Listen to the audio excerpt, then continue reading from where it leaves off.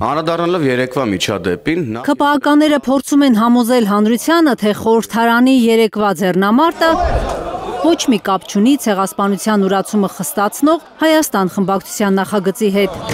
Իբր այդ միջադեպը ազգային ժողովում տեղի է ունեցել ցեղասպանության թեմայի քննարկման կոնտեքստում եւ քաղաքացիական պայմանագիր ուրեմն խմբակցության падգամավորներն էլ արձագանքել են այդ քննարկմանը այդ ձևով։ Մենք երբևիցե Հայաստանի Հանրապետության մեր իշխանությունը երբեք չի ուրացել, չի պատրաստվում ուրանալ ցեղասպանությունը։ Հայաստան խմբակցության падգամավորները գործնական առաջարկ ունեն ԿՊԱ-ականներին, եթե չեն ցանկանում, որ հանրությունը տպավորություն ստանա, թե իրենք նյարդայնանում են ցեղասպանության ժխտման պատիժը խստացնող օրինագծից, թող պարզապես կողմ քվեարկեն դրան ու փարատեն բոլոր կասկածները, թե իրենք մտադիր են ուրանալ 1.5 միլիոն հայերի կոտորածը։ Նախ եթե վախ այն է, որ դեմ կքվեարկեն, մենք կմեղադրենք, որ ուրանում են ցեղասպանություն, թող դեմ չքվեարկեն։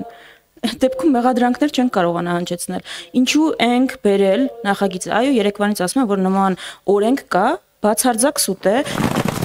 ԿՊԱ-ականներն այսօր ուղիղ չեն պատասխանել հարցին, կողմ կքվեարկեն հայոց ցեղասպանության ժխտումը, նսեմացումը եւ արդարացումը քրեականացնող օրինագծին, որ առաջարկել է Հայաստան խմբակցությունը։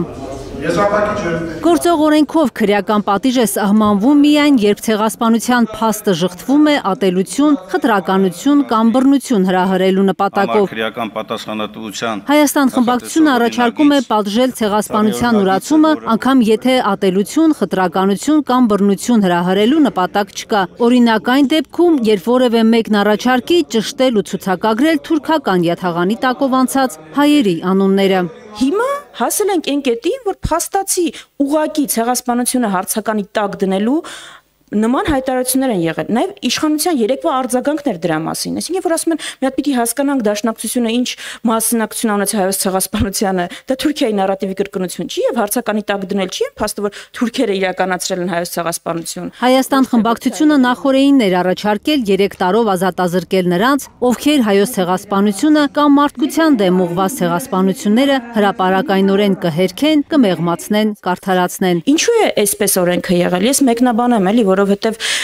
կարևոր հարց է, որովհետև երբ օրենքը գրել են, մտայնությունը այն է եղել, որ ազգությամբ հայը չի կարող հերքել ցեղասպանությունը։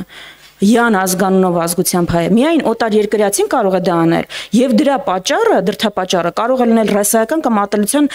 քարոզը։ Օրենսդրական առաջարկից հետո էր սկսվել հայոյախառն քաշքշուկը խորհրդարանում։ Հայաստան խմբակցության անդամների պնդմամբ պատճառը պարզ է, ԿՊԱ-ականների լարվածությունը, ինչպես թուրքերինը, աճում է, որովհետև մոտենում է ապրիլի 24-ը։